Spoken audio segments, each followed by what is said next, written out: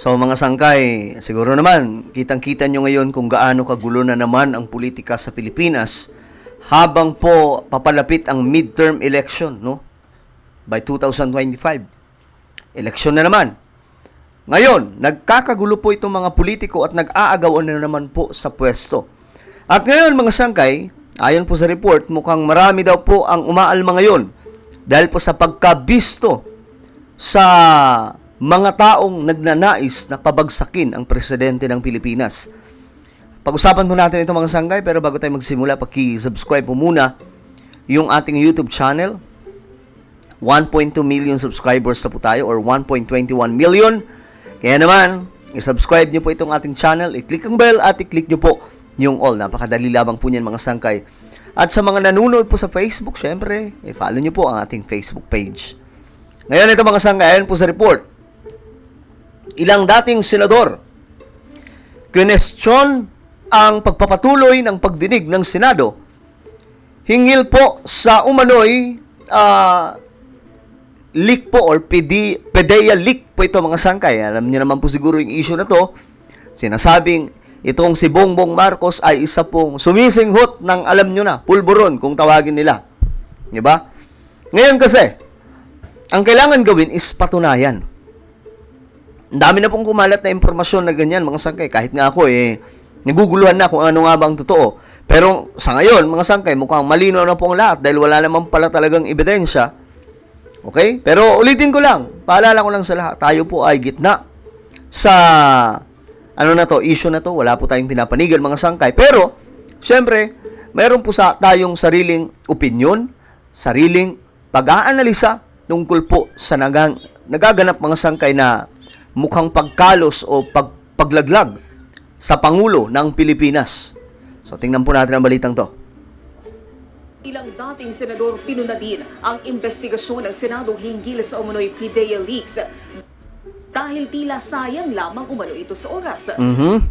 Dumipensa naman dito si Senador Bato de la Rosa na chairman ng komite. Sige nga, alam niyo mga sangkay, may sarili po akong opinion dyan. Kasi, yung last hearing, no, na panood ko po kasi, napanood ko both sides, kung anong nangyayari, mga sangkay. Ang nagpahiring po niyan, wala pong iba, kundi si Senator Bato de la Rosa. Subalit ang tanong, ito yung tanong, mga sangkay. Talaga nga bang itong hearing na ito ay para po malaman ang totoo o para po ilaglag ang presidente ng Pilipinas? Ako ay nagtatanong lamang mga sangkay sapagkat may mga napapansin po ako sa hearing na ito. Pero ituloy po muna natin ito, mga sangkay. Na nagsasagawa ng pagdinig, si Daniel Manalasta sa sentro ng balita. Sa social media, idinaan ni dating Senador Ping Lacson ang Ito, si Senator Ping. Ito, talagang pag magkomento to mga sangkay, sa tingin ko naman, marami po ang maniniwala na sincere po itong si Senator Ping or former Senator Ping Lacson sa kanyang sinasabi. kanyang patutsada sa pagdinig ng Senado sa umano'y PDEA leaks. 5 puntos ang ipinunto ng dating senador at tinawag niya itong isang scrap of paper. Pambira. Ganun lamang po tingnan ni Senator Ping Lacson itong PDEA leaks. Dahil sa totoo lang mga sangkay, kahit ako to be honest, gusto ko talagang malaman ang totoo nung una ko. Baka mamaya, totoo, mga sangkay, na talagang may ginagawa itong Pangulo ng Pilipinas. Kasi, alam nyo na, maraming pong chismis na lumalabas. Pero, habang tumatagal mga sangkay, tayo bilang gitna, kasi, wala naman na akong pakialam sa mga nag-aaway na mga politiko na yan. Gitna po tayo dyan. Dilaw ka man, pink ka man, o green, pula, marami pang mga political color. Welcome ka po sa ating channel dahil dito mga sangkay, wala po tayong kinakampihan. Hindi po tulad sa iba dyan. So, pero mga sangkay, may mga napapansin kasi talaga ako. Simula po nung sumabog itong issue na ito, wala po talagang tumatayong ebidensya. Yung papel na sinasabi po nila mga sangkay na record ng dapat raid daw po kay BBM at kay Maricel Soriano, ay pwede pong gawin yan sa rekto. Diba nga po, ang dami pong pwedeng magpagawa niyan, mga sangkay. Yung kulay, lahat, pwedeng ipagawa sa rekto.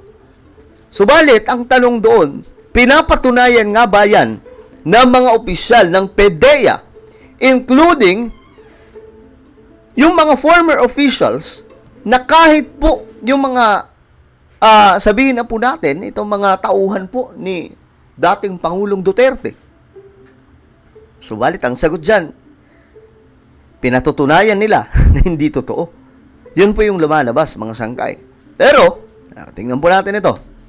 At marami lang daw inabalang tao. Tama rin daw ang nakabiting tanong ni Senator Chis Escudero na hanggang kailan ba matatapos magpatawag ng resource persons. O, 'di ba? Ito, nagandahan din po ako sa mga bara dito ni Senator Chis. Kasi, kumbaga, gumigit na po siya dito. Pero syempre, matalino po ito si Chis.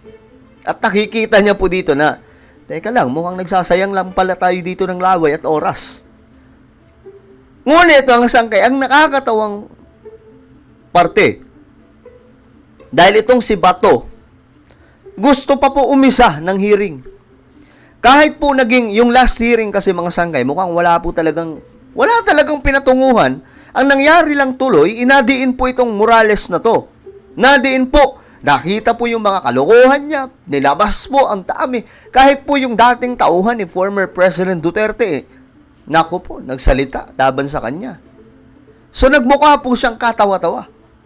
Ngayon, ang nakita ko pa dito na butas, mga sangkay, ay itong si Senator Bato. Na ang akala mo parang gumigit na, parang hindi naman gumigit na eh. Parang nga po siyang spokesperson ni Morales kung titingnan 'Di ba?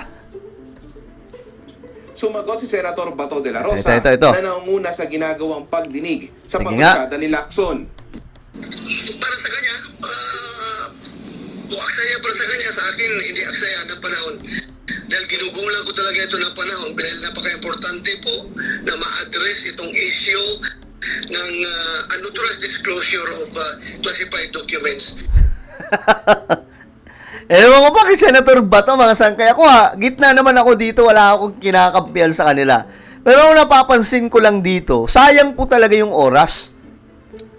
Kasi, wala pong tumatayong ebidensya, bukod doon, yung resource person, itong si Morales, wala pong kredibilidad na tumayo para maglahad po ng kung ano man sinasabi niyang di umano'y katotohanan. Sapagkat ang dami pala nitong atraso sa PDEA at marami pa pong iba. Pinapatunayan po mismo yan ng mga general at marami pa pong mga kasamahan niya sa trabaho nung siya po ay agent. Pinuna rin ni dating Senador Antonio Trillanes ang ginagawang pagdinig ni Senator Bato. Sinabi ni Trillanes na dead end na ang pagdinig. Pinipilit na lang ito ni Bato de la Rosa. I agree. Mga sanggay, hindi po dahil ako kay Trillanes kahit ako, iwas ako sa taong to, mga sanggay. Pero, itong point na to, na pinipilit na lang daw po ni Senator Bato de la Rosa, ay ito rin po talaga ang napansin ko. Yung last time na parang nakikiusap po siya, na parang, sige, isang hearing na lang, parang ganun. Pero ano sabi ni Trillanes? Ito, may punto siya Para mag-create ng controversy, naghahanap sila ng opening kung paano pa mapapalaki ito para lang ma-agitate yung general public. No, 'di ba? Yun din po yung point ko doon mga sangkay, na pinipilit na lamang po ni Trillanes, hindi sa Trillanes. Pinipilit na lamang po ni Bato. Yun po yung nakikita ko, mga sangkay, na parang sobrang pilit na Wala na Tumatawa na lang si Chis Escudero. Na parang wala nang kwenta talaga. So ano pang saysay? Yung sinasabing naglalahad ng impormasyon na si Morales, walang kredibilidad para maglahad ng impormasyon dahil nga po sa dami niyang kalokohan. Ano pang gagawin? Papel lamang po yan, kaya pong gawin yan sa rekto. Well, kay Senator Bato de la Rosa, itigil niya na yung kahibangan na yan. Bukod dyan, may mabigat pang alegasyon na pinakawalan si Trillanes. Ayan na. Si Duterte mismo. Siya mismo ay nasa likod ng lahat na yan. Kasi kailangan nilang makabalik sa pwesto para maproteksyon nila yung kanilang sarili. Lalo na nalalapit na itong pag-issue ng warrant of arrest ng ICC. Kaya they have all the motives para gawin ito. Sagot naman ni De La Rosa, Ayan na. Yung ipinayan is wala akong pakialam kahit na anong gawin niyo sa akin, hindi ko na sasagutin yan. I do not, wala akong intention na i-dignify yung kanyang mga statement. ayon naman kay Attorney Salvador Panelo, isa sa kaalyado ni dating Pangulong Duterte, walang kinalaman si Digong sa umano'y PIDEA leaks. Pati raw ang umano'y nakaumang na warrant of arrest ng ICC laban sa dating Pangulo ay isa rin daw fake news. Ayon kay Senator De La Rosa, posibleng isang pagdinig na lang ang gawin nila sa susunod na linggo. Baka mamaya, sabihin mo na naman, please, isa na lang. Pagbigyan nyo ako, isang hearing na lang. Pero alam nyo, ganito lamang, mga sangkay. So, sobrang simple lang kung iisipin mo natin. Common sense. Nangyari daw po ito noong 2012. Okay? 2012, i-raid daw dapat sila BBM, etc. Pero wala man namang official na ano doon, mga sangkay.